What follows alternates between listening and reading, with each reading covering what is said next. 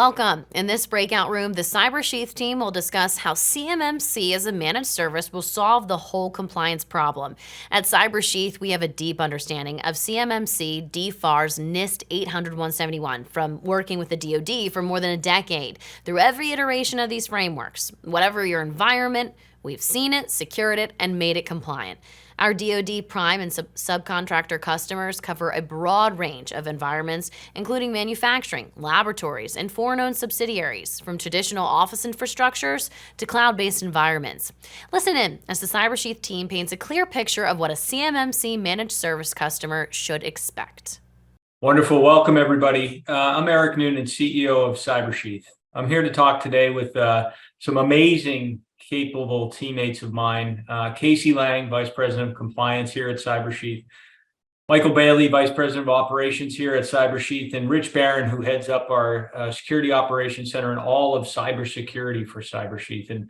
And bringing those three experts together to really talk about CMMC managed services. What is it? What does that mean? And how do you solve the whole problem relative to CMMC? One of the great challenges with CMMC, I think, is if you ask 10 people what needs to be done, you'll get at least 11 answers. So what should a managed service deliver? What does good look like there? That's what we're here to talk about today. So grateful for Casey, Michael, and Rich for joining me today so they can talk to their areas of responsibility and how they contribute to solving the whole problem. Because as we all know, partial compliance with CMMC is no compliance. And you know, another saying I love, you may have heard before, where there's any doubt, there is no doubt. And that's kind of how compliance works, right? It's all or nothing. So let's jump right in and talk about that. I always like to start with who we are, not to give you a commercial, but I think it's so important, particularly in the space of CMMC and all the changes, CMMC 1.0, 2.0, et cetera. And frankly, the ecosystem of consultants that have sprouted up, to know who you're talking to and what are their bona fides in the space. And so at Cybersheath, we focus exclusively on DFARS and CMMC. Compliance with federal cybersecurity regulations is all we do. We've been involved in every iteration of this program since it was a voluntary effort way back in 2008. We've done more than 1,000 800-171 assessments for our clients. And when I say we've done them, we don't outsource that work. We do it in-house. That's our expertise. That's Casey's team. And compliance is all we do relative to defense contracting and federal contractors. And we solve the whole problem. As I mentioned, partial compliance means non-compliance relative to CMMC. And so we tell you what you need to do, then we deliver it, all of it. So we're going to talk about the pieces to compliance today: cybersecurity, IT, and the regulatory piece. And again, I have these wonderful experts with me to talk about so you can kind of see a day in the life and what it really looks like to have managed compliance, because it's not somebody just shuffling papers around. And so you really have to solve the whole problem. And so our approach is recognizing that every customer is in a different place in their journey to compliance, right? Some people have internal IT that's very capable, high performing, and they just need the security and the regulatory piece. Others are in a different place. And so we aim to meet you where you are and then help you solve the whole problem. And as far as timing, it's one of the questions we always get, because we've been in this space so long, is, well, when is CMMC going to be real? What I can tell you is that it doesn't matter, right? The exact timing, because most of these requirements have been on the books for so long. Starting now is the right thing to do.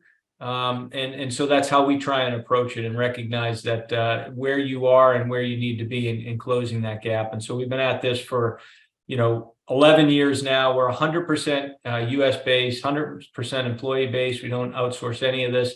We've just got a lot of relevant experience that we want to share with you today. Of course, we'd love to have you as part. We'd love to be part of your journey to compliance. But really, our objective here is for you to take away something that you can use, whether you end up working with us or not. My goal here today, because you've so generously given us some of your time, is to give you something you can take back and use to further you and your company on their journey to compliance. So why managed services for CMMC? Why does that even make any sense at all? Well, I like to try and when I talk to people about CMMC and DFARS and compliance, I like to use the government's words, not mine. I think there's so much vendor speak, and there's vendors out there pushing specific licensing down customers' throats that only get them partially compliant. So I think it's important to kind of listen to what the government's saying and react to that instead of a vendor. So first, let's start with the national cybersecurity strategy. It's crystal clear, and I won't read the quote to you, but if you read that first quote, it says right there, we're going to work to create laws to make sure there's minimum cybersecurity requirements. Now, the defense industrial base, we've had these laws since 2015, right? In DFAR 7012. But what the cybersecurity strategy so clearly said to me was that we will use the full force of the federal government to legislate mandatory minimum requirements across every department that we have control over. And we'll work with Congress where we don't have the control to regulate those markets. So for me, whether it takes a year, 2 years, 5 years, 10 years, the writing's on the wall. If you want to be a federal contractor in the future, now or in the future, you're going to have to meet mandatory minimum cybersecurity requirements. Then we can look to Microsoft, right? Largest software vendor on the planet, largest probably provider of services and relative to kind of servers and desktop operating systems to the federal government. And they acknowledge that managed service providers are kind of the last mile, right? Like Microsoft has a lot of the technology. If you think of people, processes, and technology, they've got the technology piece, but that last mile of service is managed services providers, deploying the technology, integrating the technology, doing the migrations. That's going to be done by a managed service provider. And so you can see there where Microsoft has said the fastest path for small and medium-sized companies is to work with the managed service provider. And then finally, the DoD themselves, Stacy Bostjanek, her predecessor before her, the predecessor before her, way back in 2008, 9, 10, I was working with Victoria Morgan, who was kind of, you never hear her name, but I always like to try and give her credit. She did such amazing work at the DoD in getting these initial legal and regulatory frameworks in place just to get us to the place where we are now, more than 10 years later. But you can see Stacy says right there, we want to ease the burden on the defense industrial base. And so security as a service makes a lot of sense. And of course it does, right? If you just do some rough math, you're going to hear from Rich Barron later as he talks about cybersecurity and our 24/7 security operations center. Rough math, you have to have a minimum of 8 people to monitor your network 24/7. And that's minimum. I mean, that's accounting for weekends and PTO and things like that. So just the idea of kind of being able to insource and hire all that just to solve that one requirement for monitoring your network and doing the incident response portion, it's generally out of reach for most small companies. So let's talk about managed services and what you should expect or drive from a vendor talking to you about managed compliance. So what is managed compliance, right? Again, I think you ask 10 people, you get at least 11 definitions. Here's how we define this category, right? It's all of the cybersecurity, information technology, and regulatory controls, things, people, processes, and technologies you need to meet CMMC compliance. So on the security side, it's the logging and monitoring, the vulnerability management, the 24/7 incident response. On the IT side, it's identity and access management, having a help desk, patching and maintenance, asset and configuration management. And then on the regulatory side, it's the auditing, the annual assessments, having a plan of action and milestones, system security planning. And the beautiful thing about the way that we've approached this problem, and we think you should, is that we're happy to offer any one or all 3 of these puzzle pieces, depending on where you are in your journey. Or if you want to do this yourself, take this model and do it internally and know that there's a security piece, there's an IT piece, and there's a regulatory piece. Or if you want to take a hybrid approach and say, you know what, I've got a great IT department today. They need some help interpreting the regulations and deploying the controls correctly. So I need that regulatory piece. I want some kind of oversight. I want a third-party auditor to come in every year and kind of make sure we're doing the things that we need to be doing, so you can focus on just getting the regulatory piece of the puzzle. Or perhaps you're in a situation where you say, We've done nothing, and we're not going to do this because it's not core to our business. And it just makes sense for us to kind of find a partner to solve this problem for us. And we need all three pieces of the puzzle. And so the flexibility of this model really gives you the ability to get compliant on a timeline and a budget that you can afford. And the way we deliver this is a firm fixed price within your budget, so that it's really just a line item in your budget that from a CFO business perspective, you have predictability around cost year over year. And it's not some infinite ever-growing area that you really can't kind of constrain and contain. So how do you organize for success? I'd love to hear from Mike Bailie. So Mike, again, runs all of our kind of IT and infrastructure and operations globally, really, actually here. And so, Mike, I think what's super important is to help people understand what is the system in place to bring all those three puzzle pieces together. Thanks, Eric. Yeah, really, referring back to that, all the pieces of the puzzle in one place image there. We have what I think is a differentiator for us in the market, have put together a team-based system. Those teams are directly assigned to our clients. It really allows for customer intimacy. We get to know our clients well, and it gives us the ability to deliver all of our capabilities organized through one central conduit. That's our customer success manager. That customer success manager is your one shoulder to tap. They're dedicated to your account.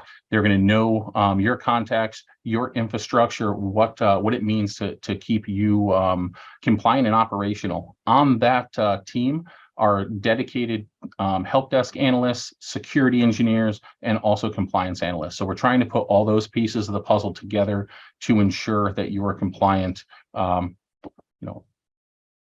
through our engagement.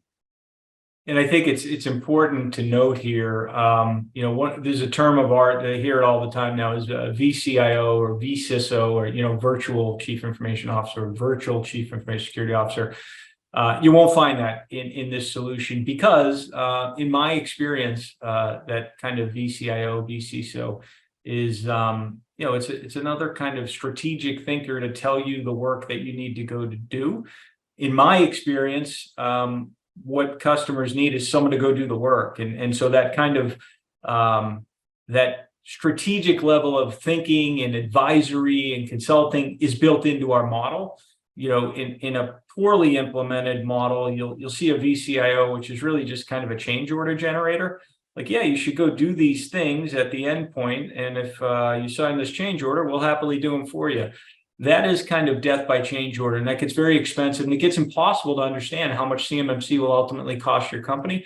So we don't implement that model. Our model is to give you everything within the team structure Mike mentioned.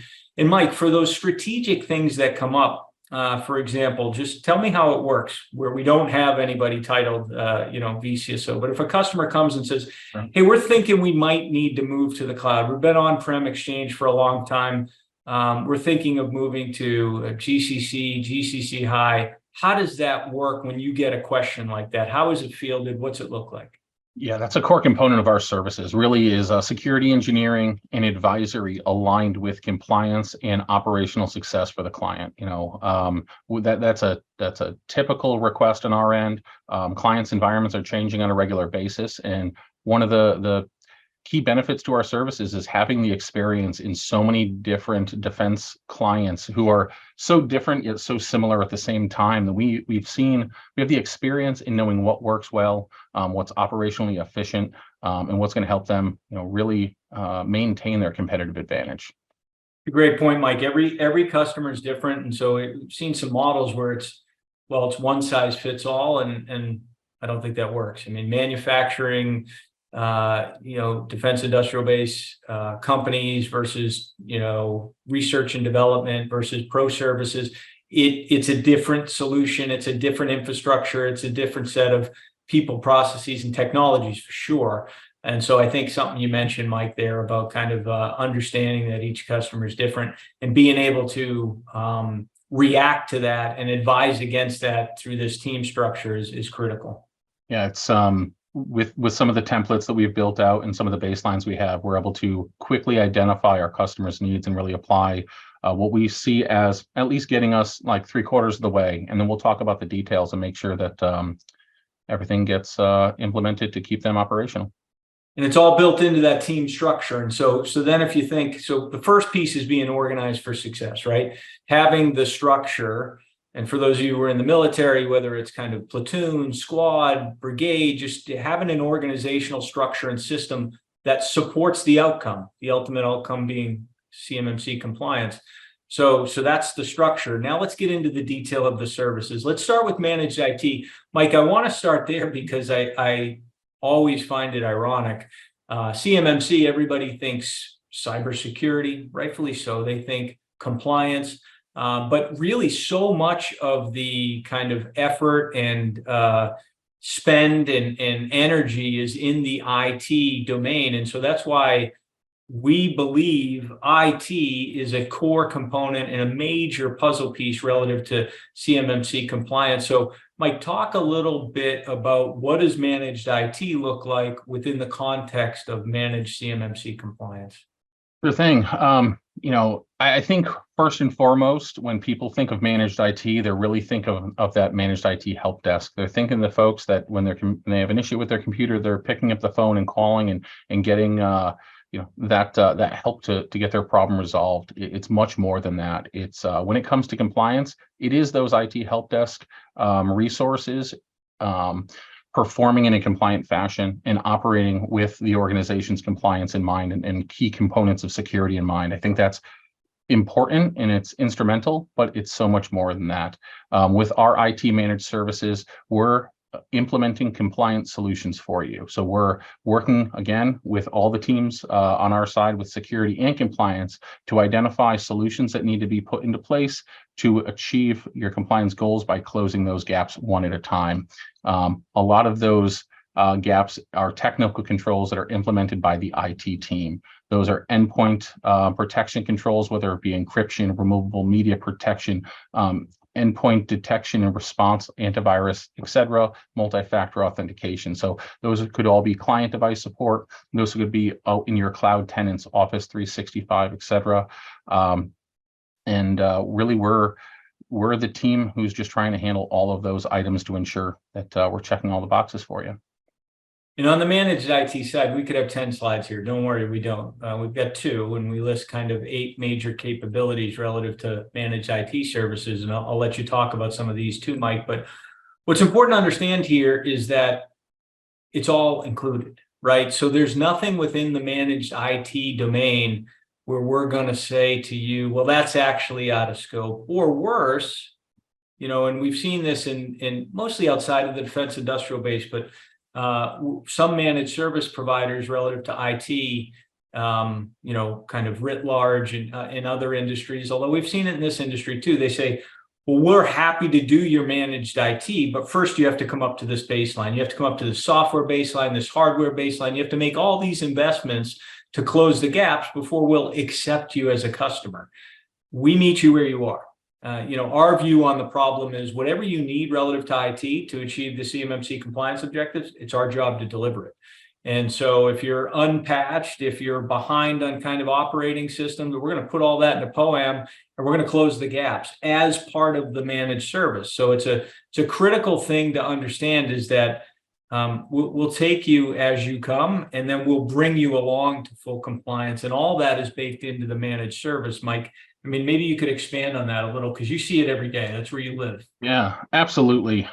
I think something important to understand is this regulation applies to defense contractors as a whole. It doesn't matter if you're a 5-person manufacturing firm or if you're, a 10,000 person organization enterprise. So with that being said, we're here to help. I think that's a differentiator again for us, is that we've all been involved in this in a long time. We have a passion to help everyone. The government has imposed these difficult regulations to understand. We're trying to help you navigate that gauntlet.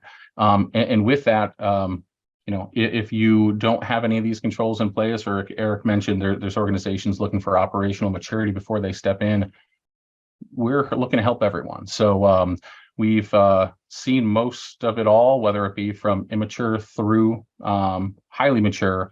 And again, we're looking to help in every aspect. So whether you're on-premise and have Exchange, or you have cloud hosted environment and you're all Office 365, you're in G Suite, we've seen it all, and we've got kind of the roadmap and the direction to be able to give you a vision of, hey, this is where you are, these are the controls that need to be closed, and then this is how we're going to get you there, and really putting those pieces together to show you the vision, to show your leadership team and the operational folks within your organization. There is a path, there's a way, and we're going to help you get there. It's Yeah, you mentioned that the hard. roadmap, Mike, and you triggered a thought. Like, one of the great things about this team structure and having a dedicated customer success manager is you're going to have a roadmap to compliance. It's embedded within the service that we're going to deliver, and that customer success manager is almost like a project manager getting you through your roadmap. What you won't get is a change order to say, well, we need to develop a roadmap for you to CMMC compliance before we take you on as a customer. And then we're going to charge you to execute the roadmap. And then, and then it kind of goes on. And our approach to this is to try to keep it simple and make it fit constrained budgets, and not give you a partial solution, so solve the whole problem. So that kind of roadmap that Mike mentioned, it's embedded within the service, and your customer success manager is going to be driving to make sure you get there. And one of the noteworthy items working out with our clients often is we'll go through those roadmaps and what we call quarterly business reviews. So we'll have outlined that vision into the future for our clients, and we'll start to look at the next steps and what it's going to take to achieve compliance. Many times, kind of the look in their eyes is, oh, what's that going to cost me? Or what's that solution going to cost? Or what's that license? And one of the things I truly enjoy is the fact that we are not that organization to really charge extra for those things. As Eric mentioned, it's included. We're just looking to move the needle and ensure compliance and also good security within your environment. Great segue to security. That's our next piece here. We're going to hear from Rich Barron. So everybody thinks about security when they think about CMMC. We know just from experience that it's a critical piece of the puzzle. You have security, IT, and the regulatory piece. So let's get into the security piece, Rich, and tell us, what should somebody expect in a managed CMMC compliance provider relative to cybersecurity? Yeah, thanks, Eric. And probably the easiest way to think about this is answering the question of, like, where do I start? Where do I begin? And ultimately, we want to start with that logging collection. And that's really so we can learn about how your business IT operates. Sort of like getting a home inspection as part of closing on a house. We want to understand what's happening within those walls of your systems and get out those answers as quick as we can. So to do that, we start by implementing our logging as well as our endpoint detect and response tooling to gain that insight into your IT environments through the auditable data and the movements within. As well as gathering any relevant information from your stakeholders, about any concerns that you may have. Ultimately, we want to make sure that we have a path forward to anything that might keep you up at night. And at that same time, as we're building that baseline for your security logs, we're doing the same thing with your assets in our vulnerability management platform. Same story here. We're going to work with you on that effective prioritization, that awareness, and that remediation, that we discover based on our ongoing scans. The real benefit here to you is, just through our exposure and our experience here, we've got quite a serious catalog and run books, based on how to answer some of the common questions like, hey, where do I start with Log4j vulnerabilities? Or what if I had this industrial control system that runs on a different operating system? Ultimately, the big picture here is that it's not always about patching software when it comes to vulnerability management, but there can also be a pretty large piece of effectively mitigating risk, through other security controls. You said a couple of things there, Rich. Oh, yeah. Rich, I just want to Sure. highlight the ongoing piece, so important, right? The idea that there is no end state relative to compliance or security, and you have to have an ongoing capability to continue to monitor for threats. And we're going to show a slide here in a minute that gives you a sense of the breadth of what Rich's team has done across all the managed service customers that he is accountable for. But then you also mentioned, the differentiation of different vulnerabilities for different industries and different business, and the ability to take a tailored approach, because just because there's a vulnerability that's been kind of flagged by CISA or any other organization doesn't mean it's a vulnerability for each and every customer, right? That's where your team does some level of analysis to understand whether is someone should be concerned about a vulnerability, and if so, what needs to be done about it, right?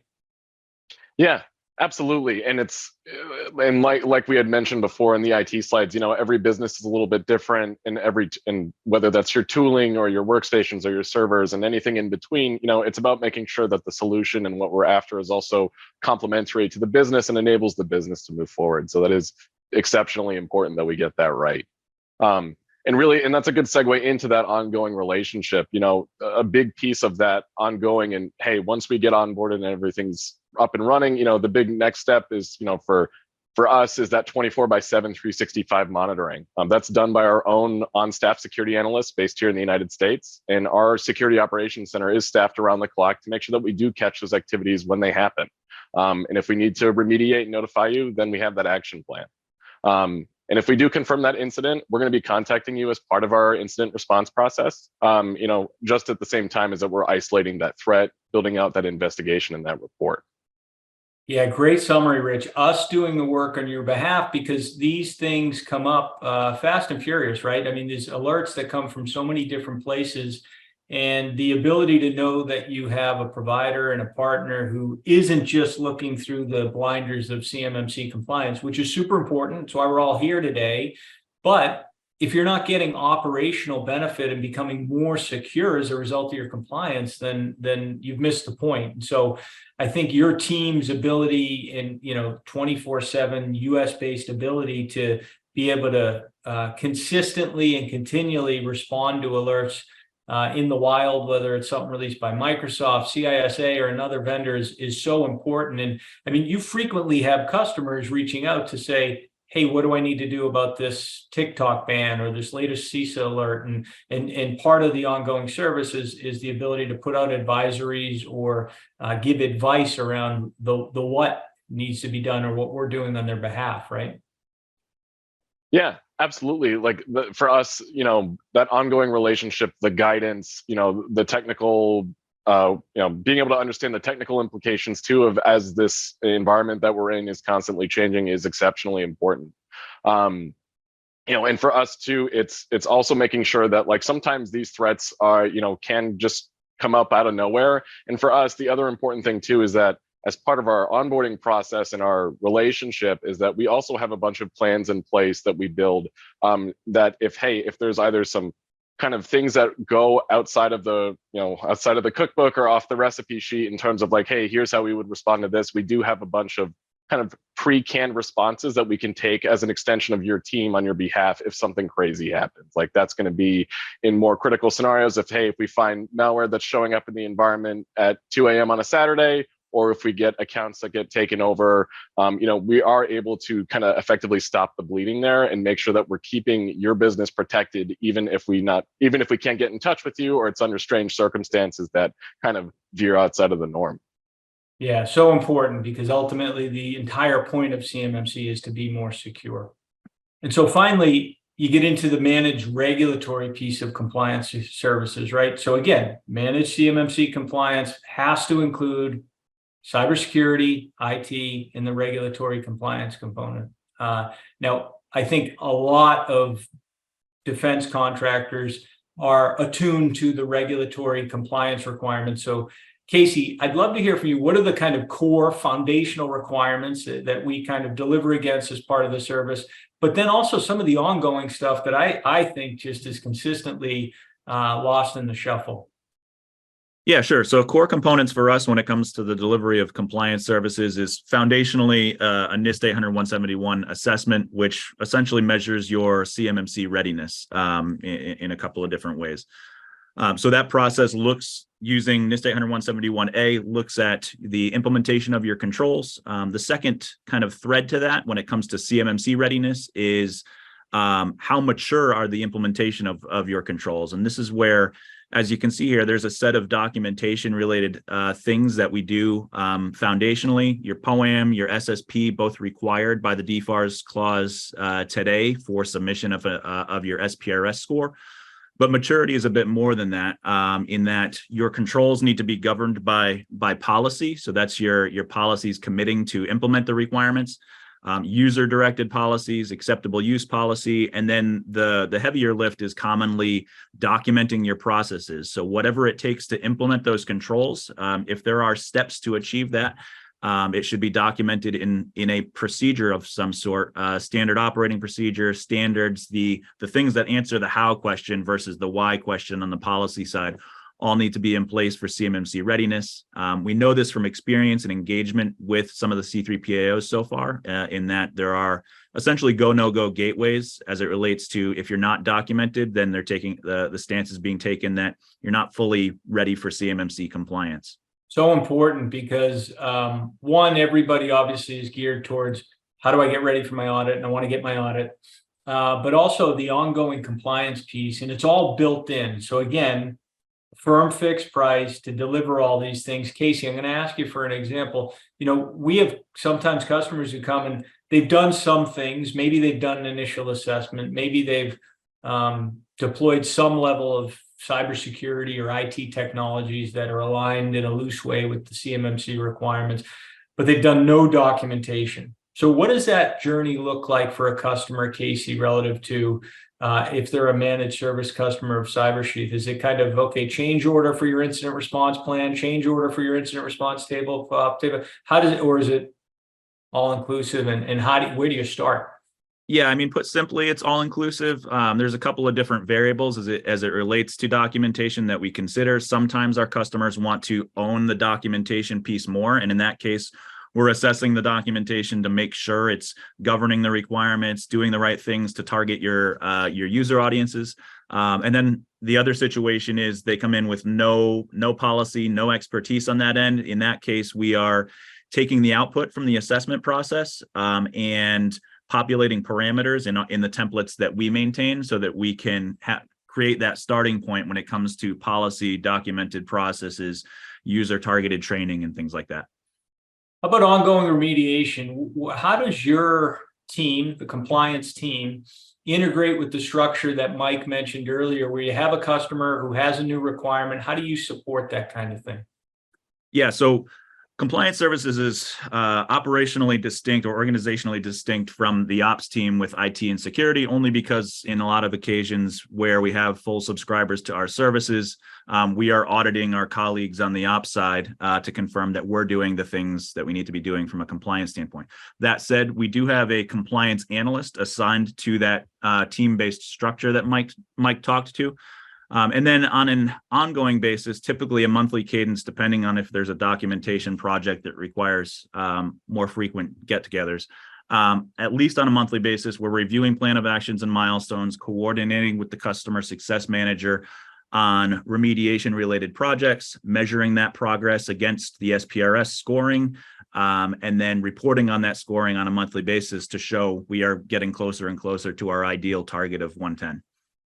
Amazing set of kind of ongoing people and processes to support all the technology things we just heard about. And it's so frequent, I needs to be said, but maybe it's already understood by this audience that it really is a maturity model and it really is ongoing compliance. Things will change within your business. You'll do an acquisition, you'll do a divestiture, your CIO will purchase a new technology, you'll move to a new HR system, and the question will be, does this meet CMMC compliance? And that will be funneled through your customer success manager, who as your single point of contact, and we'll bring you back that answer. We'll give you questions to ask the vendor relative to kind of where the data is hosted, how it's protected, where it actually, do you have data sovereignty? All those kinds of things are embedded within the service. So you kind of always have a lifeline and can phone a friend, for lack of a better term, all built into this service. Because again, we have to solve the whole problem on your behalf. Partial solutions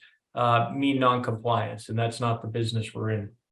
So when we look at CMMC compliance at scale, right, we talked about a lot of different things, the team structure that's in place to support the three elements, the three puzzle pieces, if you will, of cybersecurity, IT, and regulatory coming together. This is what it looks like at scale.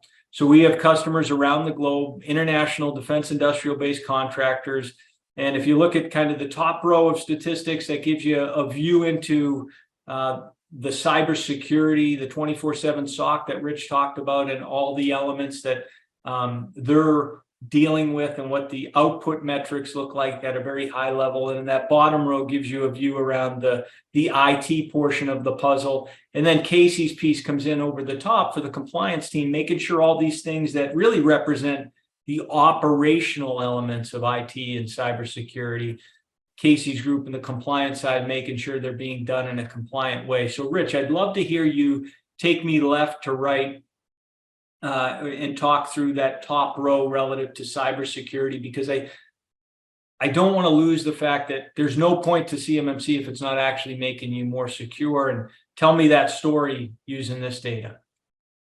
Yeah, absolutely.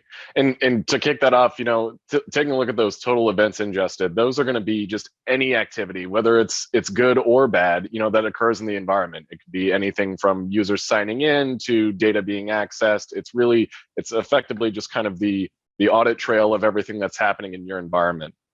And what happens is, as those logs come together, they're eventually going to hit different analytical rule sets or knowledge packs that will, based on different criteria, could create something that looks suspicious. That's where the cases come in. A case is ultimately going to be a collection of different events that, culminated and came together to effectively warn us and tell us, hey, this is something that we need to go investigate.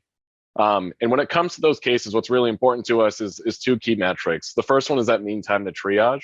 That's the time that it takes from this actual event, whatever that may be, occurring in your environment, and the time that it's taking for the logs to come together, that automated processing to happen, and that case generation to a point where it's actually ready for one of our analysts to actually go in and investigate.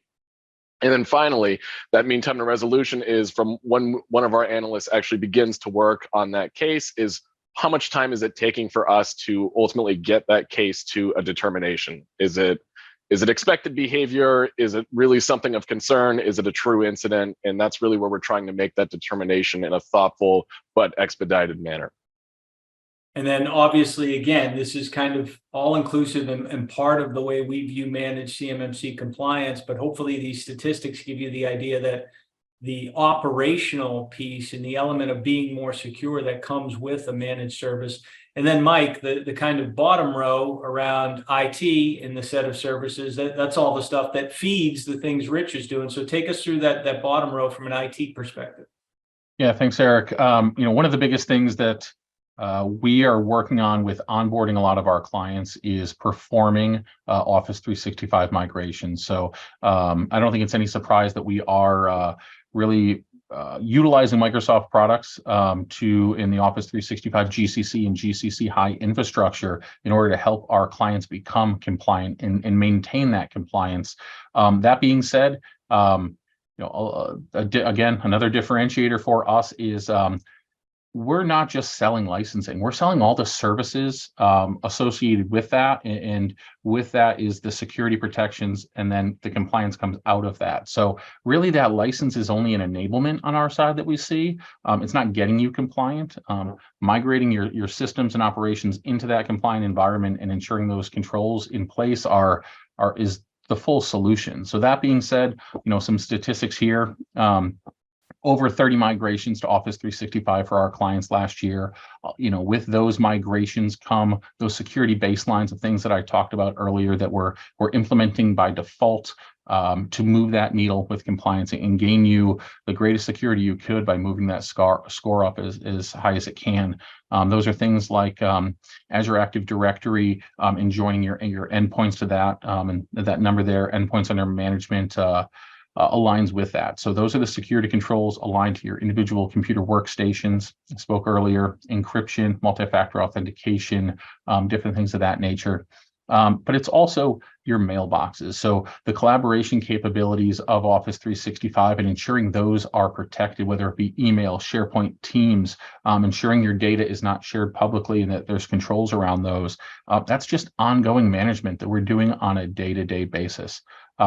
Core to what we do is really customer service. So that last box there is our customer satisfaction rating. We're always asking our clients for feedback and how we're doing and looking to push ourselves to do better in protecting our clients, making them compliant, and also making them operationally effective. So ensuring our clients are happy is the core to our success and to their success. So we're always really pushing to raise that number and get it as close to 100% as possible. Yeah, it's a critical point, because a fast way to make customers unhappy is to offer a partial solution, right? To only be a VAR and resell Microsoft GCC or GCC High, to only do the documentation piece, to only do the security piece. It's a quick way to driving customer satisfaction down, right? Because I find defense contractors need a solution to the whole problem, not a partial solution. And so the way we're able to focus, because at the end of the day, we are a services company. So our job is to execute your mission. And it's within the context of CMMC and those three puzzle pieces of cybersecurity, IT, and regulatory, but that's our job. And the reason we are structured the way we're structured, how we talked about today earlier, is a direct result of finding what works for our customers and being able to get that CSAT rating. And that successful O365 migration number could be triple that. Honestly, if we were just focused on selling licenses and then selling projects later to do the rest of CMMC compliance, we could sell a lot more migrations and do a lot more project work. But we're taking the approach of trying to solve the whole problem and do it in the right way. And as Mike said, licensing is one piece, but it's actually a pretty small piece to overall compliance. And so, go ahead, Mike. Yeah, adding to that, really, as you spoke of, it's having all those three components together that puts is the full solution. There's no finger pointing.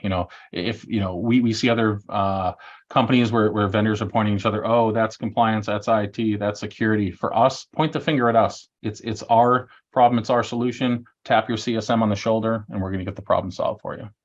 Yeah, it's a great point, and a good segue really to shared responsibility. Ultimately having a beautiful shared responsibility matrix, that was made up in a conference room by a few folks who kind of aren't in the trenches doesn't do you any good. So our shared responsibilities matrix ultimately comes together as part of onboarding, so that we're very crystal clear on whose role is what. Now, generally, most of the things are our accountability, but there are things like escorting visitors in a facility or things where you have an accountability as a customer. It's an important thing to account for. I don't think it's something to lead with, because I think, again, the best laid plans, but there's so many operational elements relative to CMMC compliance that you really need to get the doers in the room to understand what a proper shared responsibility matrix will look like.